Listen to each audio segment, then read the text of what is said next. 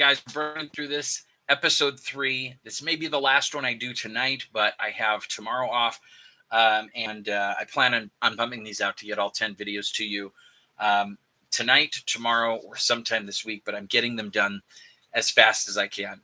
I'm on dad mode. I've got kids. I want to spend time with my wife, eat some food. So, anyways, business basics, legal setup, licensing, and getting official. Do not let this scare you. It is so easy. If you've ever rented an apartment, it's about the amount of effort it takes to get a physical retail store up and going. The first thing that you want to do is decide between a limited liability corporation, an LLC, or a sole proprietorship. If you don't know what those is, if you don't know what those are, do a little bit of research. I'm not going to walk you through all the details because you should be reading books and articles that are way more knowledgeable than I am. The short description is a sole proprietor means that you own the business. You own the business and you are on the hook for everything, which is nice because it kind of makes things easier when filing taxes and other stuff like that. But the problem is if somebody slips and falls in your store or somebody sues your business, they can come after you and your personal property. Avoid a sole proprietorship at all costs. Even if it takes a little bit of money and a little bit of work, get a limited liability corporation. Look at your state laws because some states allow you to run an LLC by yourself. Some of them require a certain amount of people in the LLC so that they know the business is being run correctly. An LLC is a limited liability corporation, meaning you are running a business. You work for the business. You give your money to the business. You invest in it. The business pays you. If somebody gets hurt or sues the business, they can't come after you. They can only go after the business and its assets. It is incredibly important that you form an LLC. Even if you get other people to be a part of the LLC so that you can file it, and they only have like 1% or 2% of the company, you can go to ChatGPT and Grok and say, how do I form an LLC in my state without giving people ownership of the company or any stock or any benefits? Because then you can have your mom, your dad, your wife, your brother put themselves on the forms as being a part of the LLC. And as long as they're meeting the requirements of an LLC, and there may be some about knowing about what's going on with the store, you'll pass and you'll get your certification for it.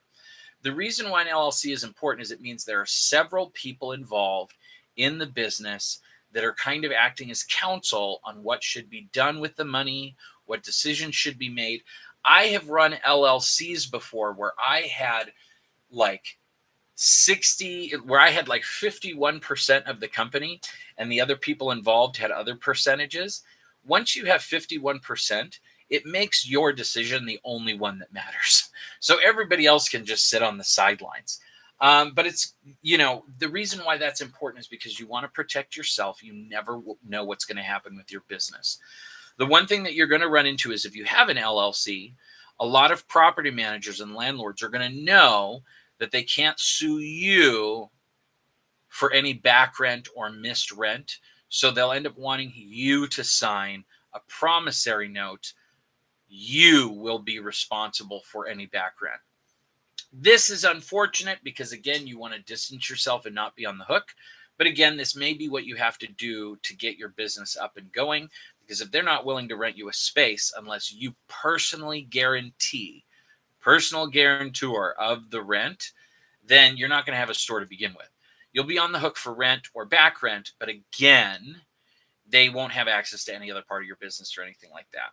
You want to make sure that if there's damages and other things like that, you yourself, if the business fails, you can walk away and start over without them coming after your car, your house. And if you have an LLC, do a little bit of research, watch some videos on how to properly run an LLC according to your state's laws. Because if you do run an LLC and you don't follow the rules and you do get sued and you're spending the money incorrectly and you're mixing up your bank accounts, A judge can end up ruling that your LLC is not actually an LLC, that you didn't run it like an LLC, and they convert it to a sole proprietorship and sue you anyways.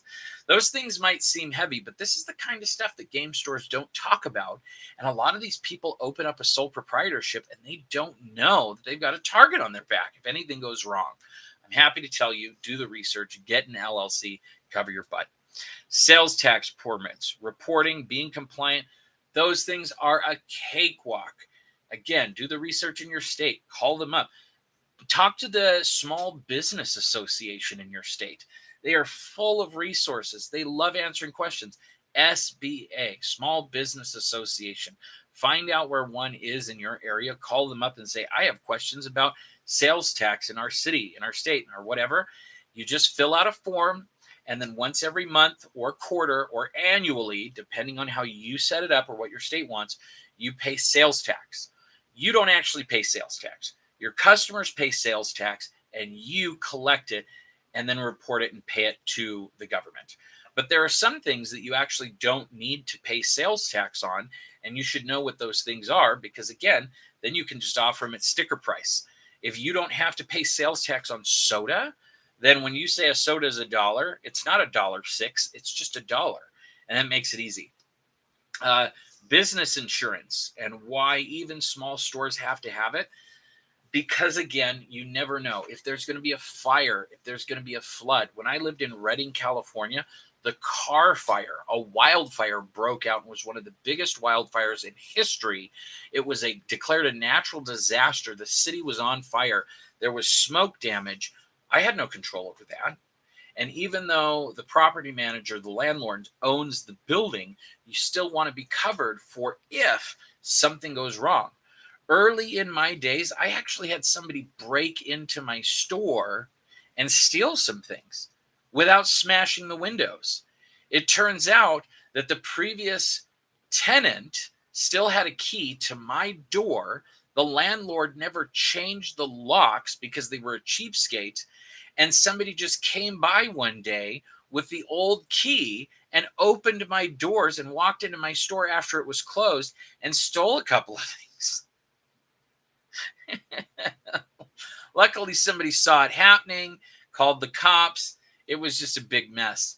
But yeah, you want to be covered for all kinds of things. Usually, a landlord's going to require you to have $1 million in insurance. This covers if there's a fire and their building burns down. But $1 million in insurance only costs like $100 a month. It's not some crazy expense like $10,000. It sounds like a lot, but the chances of your business causing $1 million in damage is so small that insurance companies sell it for pretty cheap. A POS system. This is not a piece of SHIT. This is point of sale. Square, Shopify, whatever you want. This is your cash register. This is how you keep track of your inventory.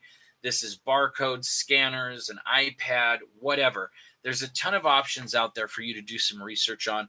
I will go in detail in a different video, but I'm just doing a fast flyby of some of this information so that you can hear it for the first time, make a note of it, and do some research on yourself, or come back when I have some time to do the full video. I've done running a business with just a cash register and cash, and I've done a business where I actually got a credit card reader. You want to get a credit card reader. Everybody uses a credit card reader, and you want to get one that'll take Apple Pay. You want to be able to put out your Venmo and your Cash App information, the QR codes, set them right there on the register. Give people every option to pay you, and they will. They will spend more money because they're like, oh, I've got my Cash App. Oh, I've got my Venmo. Oh, I've got my whatever, my Apple Pay, my whatever. Yes, you're going to pay some fees. You can manage that, raise your prices just a little bit to cover that, or just eat it because you're glad that people are buying stuff from you. There's a lot of ways to deal with that, but look up really popular point of sale systems. I know going through and marking your inventory and scanning is a lot of work. A lot of retail giants do it. They hire somebody to do it. It's a lot of work, but you want to know what's there, what's not in your store, what's actually selling. The nice thing about a point of sale system, if you got a good one, you actually do your inventory, is you know what's actually selling. You can think that Magic cards are doing really, really well, And then you get the feedback in and realize, wow, you really aren't making that much money off of Magic Play booster packs. They might be selling like crazy, but the margins might be razor thin. You're not doing so well. But some item in your store you didn't even think about, like Butterfingers, are flying off the shelf. And you decide, oh, hey, I'm going to start carrying Butterfingers, different varieties of Butterfingers. I'm going to carry king size bars. Maybe you're like, hey, Reese's are doing well. Instead of going and buying Butterfingers and Crunch bars next week, I'm going to see if I should buy some extra varieties of Reese's and even the king size packets and see if more people are going to respond to Reese's and buy more of that. You get to actually watch the numbers and the analytics. Analytics are your friend. You don't know what analytics are. It's just the computer keeping track of everything and being your accountant, knowing everything so that you can see how your store is actually growing and how well it's actually doing. Those are basics. Look at the Small Business Association. Write down any questions that you have, especially while you're watching these videos. Remember to ask them. Keep a notebook with you and go into the comment section. Ask me questions I didn't cover in this video. I will do a video just for you.